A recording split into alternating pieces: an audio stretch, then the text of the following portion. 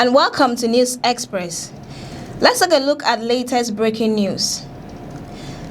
A strong warning from a former top Nigerian government insider is now shaking Nigeria's political space ahead of 2027. The political temperature in Nigeria continues to rise, and the rhetoric is becoming sharper, more direct, and increasingly confrontational.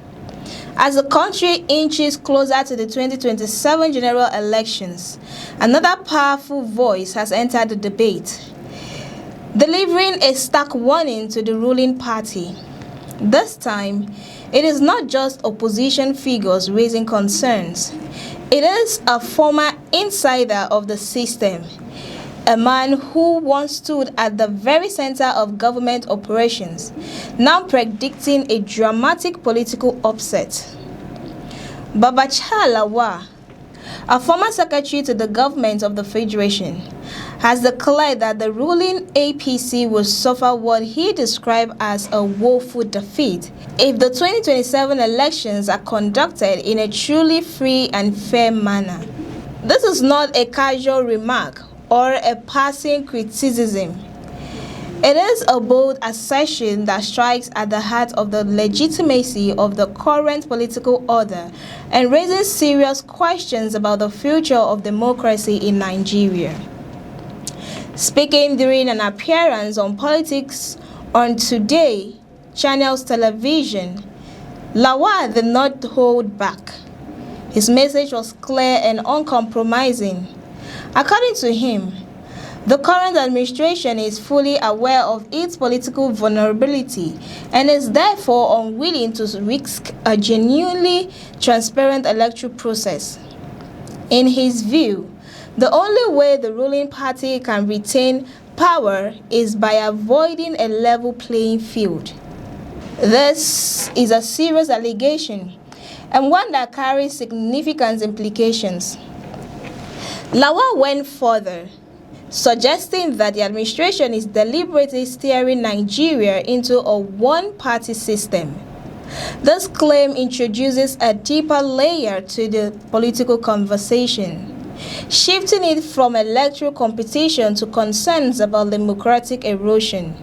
The idea of a one-party state is particularly sensitive in a country with Nigeria's history, where democratic institutions have been hard-won and remain under constant scrutiny.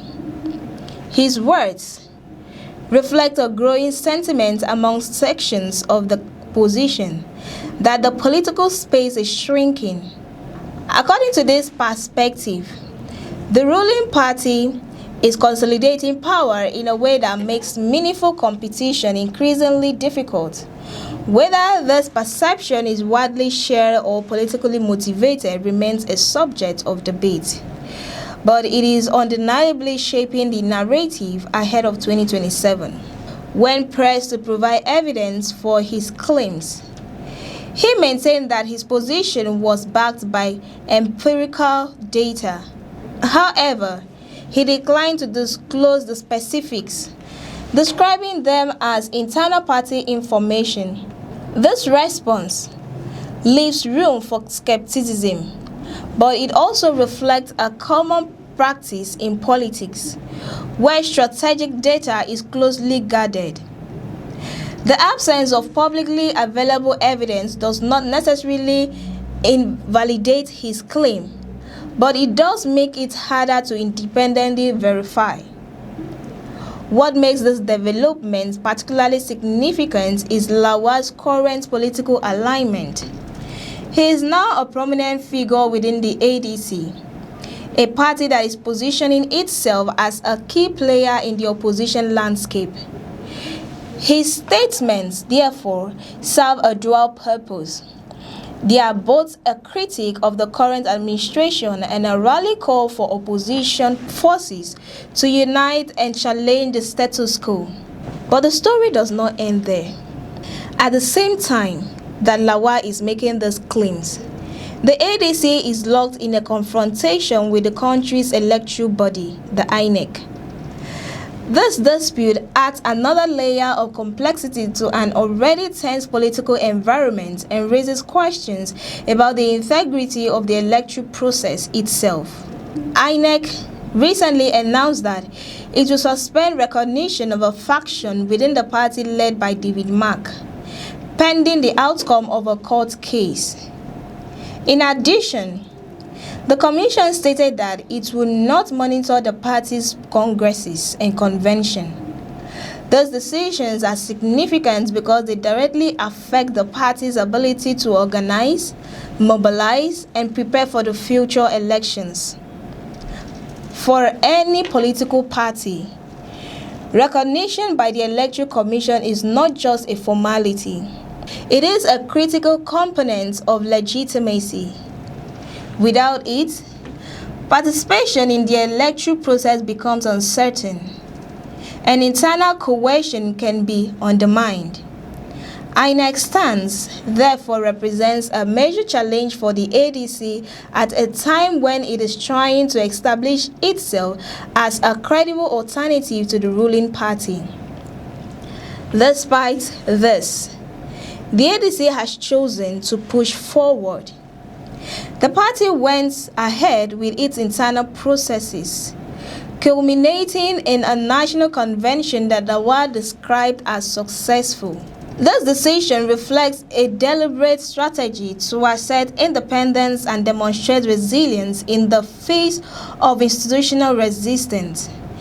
It is also a calculated risk, as the filing the Electoral Commission could have legal and political consequences. Lawal's response to INEC's position was particularly striking. He dismissed the Commission's authority in emphatic terms, stating that it is neither a court of law nor the final arbiter of political legitimacy. To him, the ADC will be on the ballot regardless of what INEC says, and it will fully participate in the 2027 elections.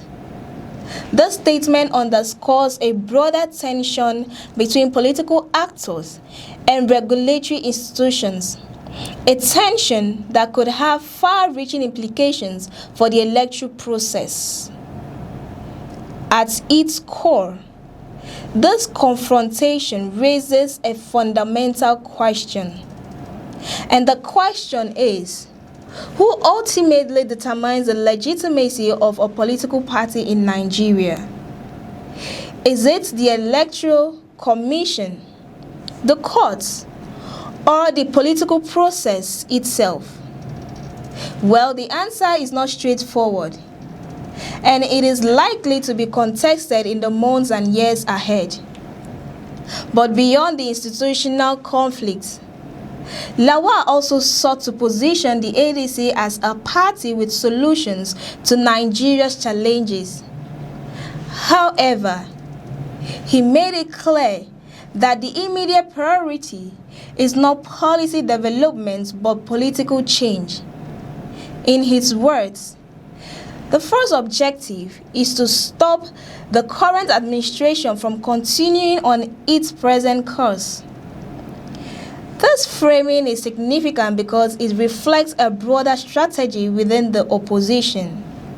Rather than focusing solely on policy alternatives, there is an emphasis on building a unified front against the incumbent government.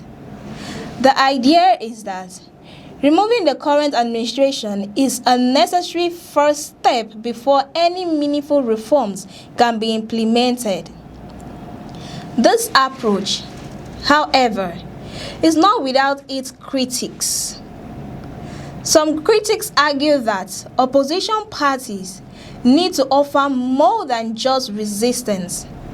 They need to present a clear and compelling vision for the future, one that goes beyond opposing the status quo and addressing the concerns of ordinary Nigerians. But without this, it becomes difficult to sustain momentum and build trust among voters.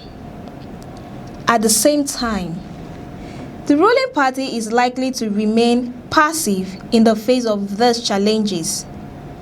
The APC has consistently defended its record and emphasized its achievements, particularly in the area of infrastructure and economic reform.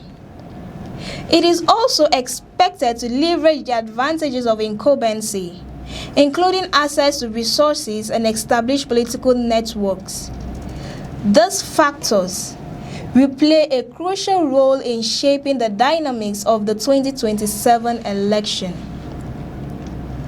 What we are witnessing today is therefore the early stage of a complex and multifaceted political context.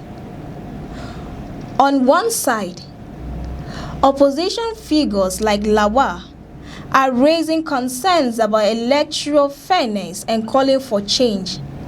But on the other side, the ruling party is preparing to defend its position and maintain its hold on power. And in between these two factions are institutions like INEC, whose actions and decisions will be closely scrutinized. The stakes could not be higher. Nigeria is not just any country. It is Africa's most populous nation and one of its largest economies.